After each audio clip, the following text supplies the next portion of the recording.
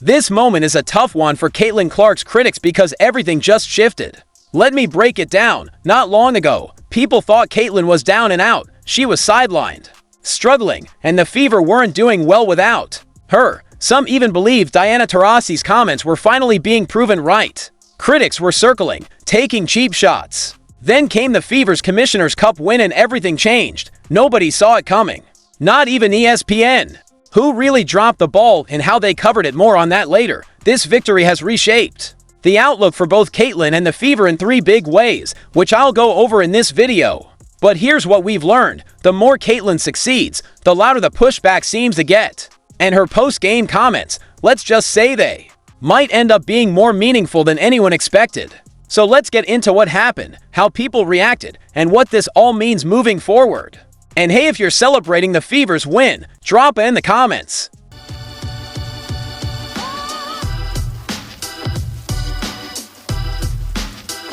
Let's start with this. What happened in the Commissioner's Cup is what Fever fans hoped for back at the beginning of the season.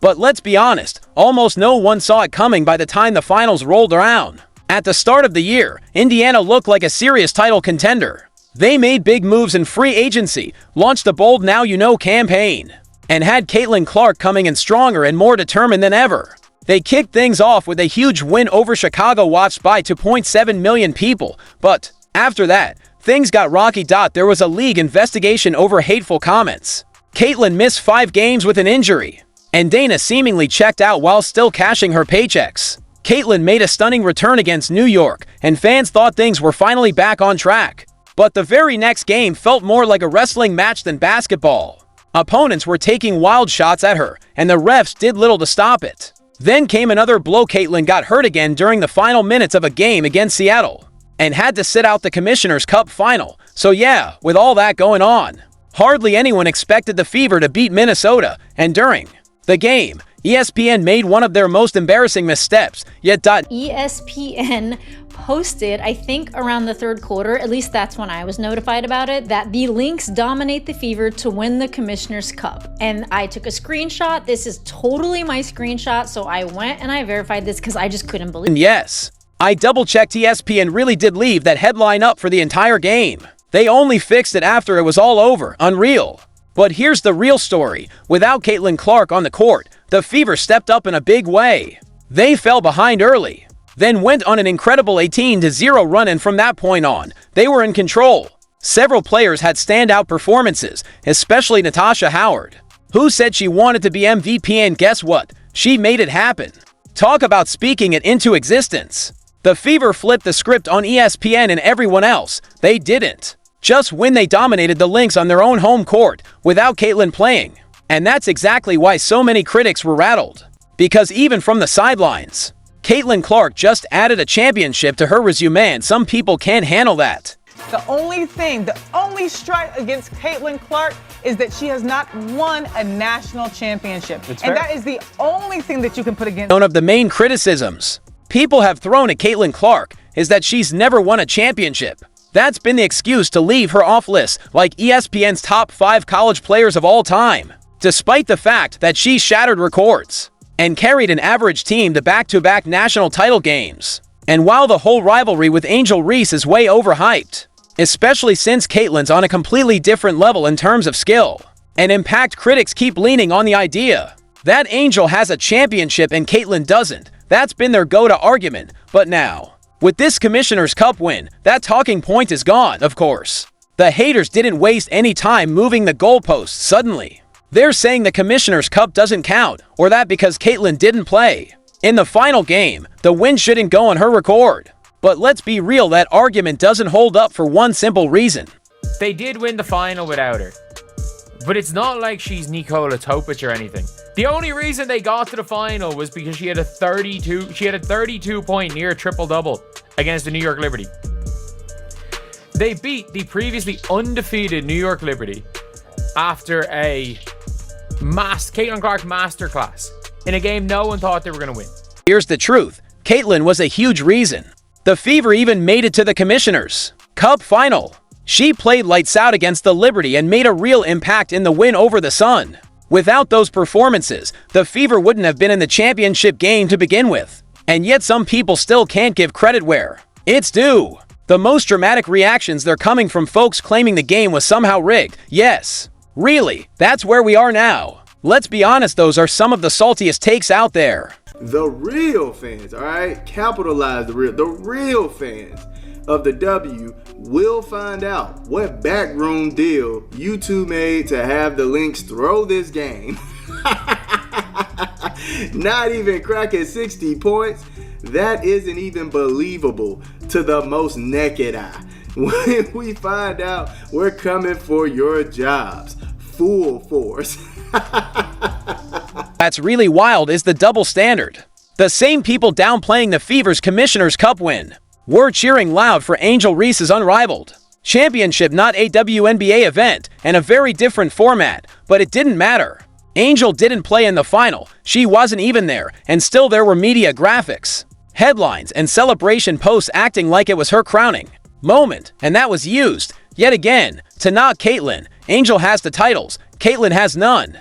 But now, Caitlyn plays a key role in getting the Fever to the final of an official WNBA in-season tournament, with prize money on the line, and suddenly it doesn't count because she missed one game. And the win was rigged. Yeah. Okay, sure, Jan. Here's what really has the critics rattled. The Fever won without Caitlyn.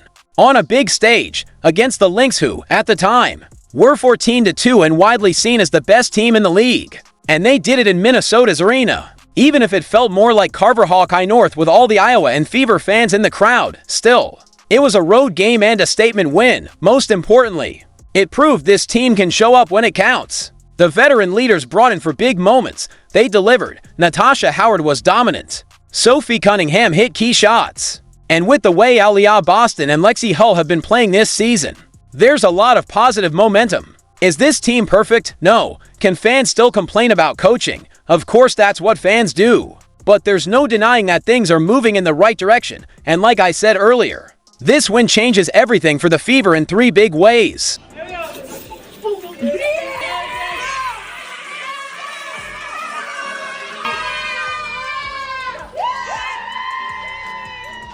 Talk about the 3 ways this win changes everything for the Fever. First, it takes the pressure off, as the saying goes. Winning fixes a lot, and this win brought the team closer. Sophie Cunningham recently admitted the players had been feeling isolated, like they were on their own islands. But nothing brings people together like a trophy, even if it's not the main one. To get there, they had to beat the Liberty and the Lynx, the 2 best teams in the league. That kind of performance brings confidence back. They're not perfect, and no one expects them to be, but the swagger is back, and it looks like they've come through the roughest stretch. Add in Ari McDonald as a permanent piece, and they're clearly more dynamic now than they were with Bonner, who's no longer with the team. Second, it gives Caitlin Clark the gift of time. Earlier in the season, there was real concern she might have been playing through an injury and possibly rushed back too soon. Fans were already asking the Fever to give her more time to recover fully. Now, with this win, there's less urgency to push her back before she's ready.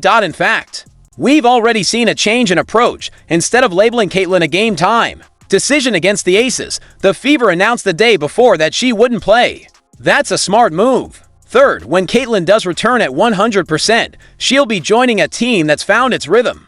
They've learned to win without leaning on her every second. With Ari McDonald locked in, they don't have to rush Caitlyn into a heavy load right away. They can ease her back, reduce injury risk, and still compete. And here's a bonus. People are starting to see the Fever as contenders again.